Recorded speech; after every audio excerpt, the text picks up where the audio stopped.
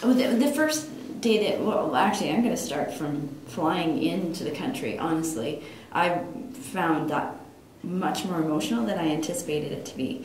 I was sitting between two Haitian women, and as we were coming into land in Port-au-Prince, I sort of leaned over and looked out the window, and from the window you could see, you know, these massive gatherings of tents and things. And the woman beside me looked at me and she said, "Have you ever been to Haiti?" And I said, "No." And she sort of smiled really sadly, and she said, "It's not very good." And we just looked together out the window, and I just could feel this sorrow and emotion from these women, you know, looking down on their country, on their city. And so that was sort of my very first impression, was just sorrow.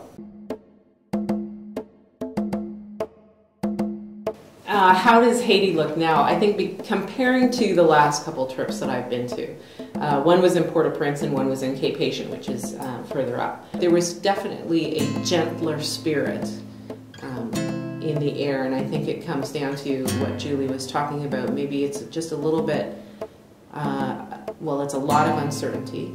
It's a lot of what do I do now? And it's a lot of how do I move on?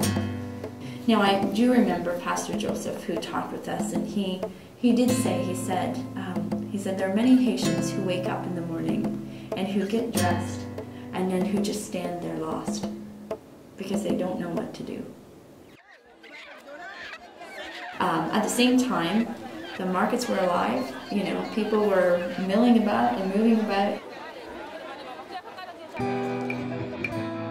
You know, we drove by every day a building to the hospital that had a fresh spray of flowers in the corner, and I don't know if you noticed that.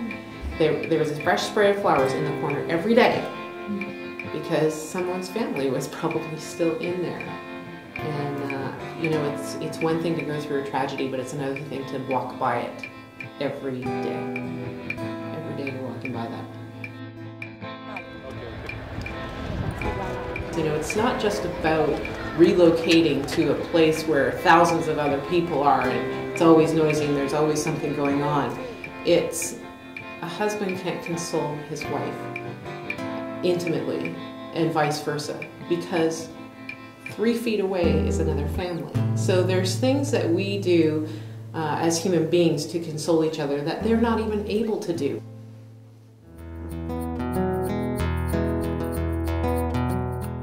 Profoundly positive. I cannot say enough about our experience in Haiti with MCC. It was really just well cared for, well thought out. Each night they arranged for either a group of Haitian people to come in and talk to us, or a Haitian pastor, or someone that they partner with, so that we can start to debrief and understand what we're seeing. And as Julie mentioned, many times when you are on a short-term assignment, you just work and then you experience something, but you don't have time to digest. And so having access to these people coming in and explaining, this is what we're going through, this has been what we've been through over the last 50 years, and you know, this is what's going right, this is what's going wrong, we don't know how to fix it, we're on a journey just like everybody else.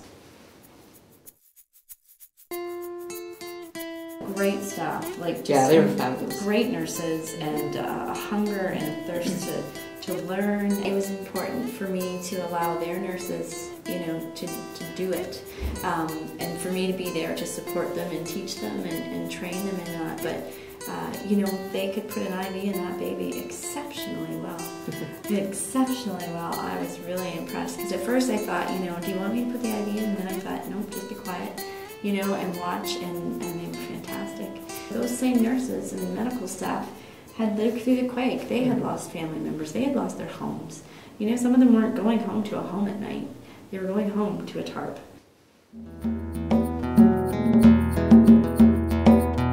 You could see where the real deposits of aid were, and that it was taking longer to get outside of the city. And that's one thing, again, you know, kudos to MCC, that MCC Haiti has been working with local communities, you know, more outside of the city that didn't get that initial aid. So that's where a lot of the MCC provision has been going, is to some of these smaller communities that they're tapped into, because they're tapped into the local people, right?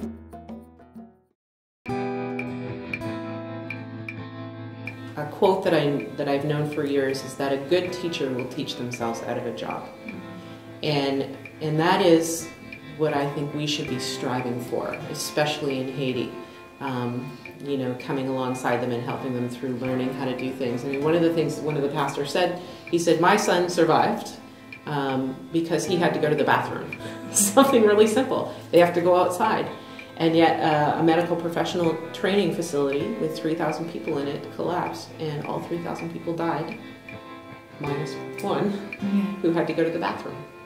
You know, so they need all this training. They need people to come in and help them through that period where, you know, we were about to release 3,000 medical professionals that took how many years to get there, but now we got to start from scratch, and we've got this lead time. So they certainly still need our aid, but the aid maybe needs to take a different form and take the form of training and coming alongside and mentoring. If we continue to send free rice in, free food, what does that do to the local market? So how does our aid impact the local economy? You were talking about Emanuela, who is the preemie that came in, and we essentially Jimmy rigged an old non-functioning isolette, which is what you'll see in TV, the covering with the baby, and all she had in there to keep her warm was a light bulb, like an easy bake oven, like that simple. And she is a survivor, and she survived. The fact of the matter is, Haiti's like Emanuela. They just need a little help. They just need a little help. If you were to ask me, you know, what do you think Haiti really needs? I think they need us to understand who they are. And then we can ask the question again.